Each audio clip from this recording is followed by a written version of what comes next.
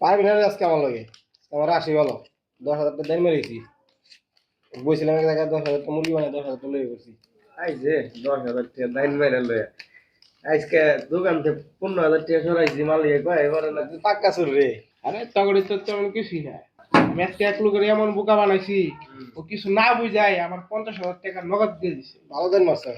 পরে। আজকে ওই আজকে জমবো বলো। তোমরা কি এগুলা একদিনের জন্য বন্ধ করতে পারো না? আসলে তোমরা তোমার ভাই, তোমাদের একটা কথা বলি, এসব করে কতদিন ভালো থাকতে পারো তোমরা, আর কয়দিনই বা ভালোভাবে চলতে পারবা? ভালো থাকার লেগে তো এগুলা করি।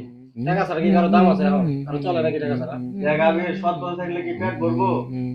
আরে ভালো কি ভালো হয়েছে ভাত আছে না। ভালো থাকার জন্য তুমি হাঁটছো মন্দ পথে, একটিবারও ভাবছো না মন তোমার সবই থাকবে পড়ে। শুনেছি। ভালো হ্যাঁ বন্ধু, থাকার জন্য হ্যাঁ তুমি নতুন হাঁটছো মুরগি পাইছস? মন্দ আরে খারা আমি আইতেছি।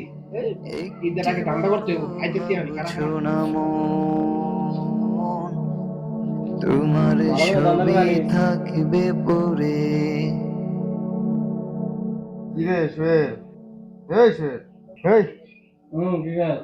সাকিব হয়ে গেল গা ঘর থেকে বাইরে আর তোর খোঁজ খবর কিছুই পাইলাম না। দেখে করে কটকা পড়িছে। এই শুয়ে কি গাছ হবা? কালকে রাইতে তো ফোন দিলাম, ফোনও বন্ধ, ফোনও ঢোকে না, বুঝলাম না কিছু। কি গো? আচ্ছা ইউটিউব ভিউজ মতো বলো নি। কি জানি বললাম না তো, ফোনই ঢোকে না। ভাই খবর শুনছেন? সাকিবের তো পুলিশে ধরছে। ও কি কখন? ওই বাসায় আসার সময় দোকানের টিভিতে খবর দেখলাম। ভালো থাকার সাকিব কত দূরে লেগেছিলে? তুমি হাঁটছো আমি কিছু ধরবো না তার গ্যারান্টি নেই। পথে, সাবধানে ভাই, থাকিস। আমার তো ভয় লাগতেছে, আবার কবে ধরবো। ভাবছো না মন ধরবো তো সাবধান থাকবো। সবই এখন একটা জিনিস বুঝতে পারছো যে ভালো থাকার দুনিয়াটা কতটা কঠিন। অকর্মের ফলও পাইছে। আল্লাহ কিন্তু ছাড় দেয়, কিন্তু ছেড়ে দেয় না। কালকে সাকিব এখান থেকে যাওয়ার পর ধরাবো। তোমাদের কাছে অনুরোধ করতেছি, তোমরা সৎ পথে ফিরে আসো, আল্লাহর দিকে ফিরে আসো। এতদিন তো ভাই অনেক পাপই করছি। এখন থেকে 5 ওয়াক্ত নামাজ পড়বো দেখি। আল্লাহর রাস্তায় সময় দিব। আল্লাহ যেন আমাদের কবুল করে। তোমরা যেরকম ভাবে বুঝছো, দোয়া করি আল্লাহ যাতে আমাদের আশেপাশে যারা আছে কিন্তু আমাদের দেশে যারা আছে সবাইকে যেন আল্লাহ হেদায়েত দান করে। মানুষ ভুল করে, কিন্তু সৃষ্টিকর্তা অত্যন্ত দয়ালু।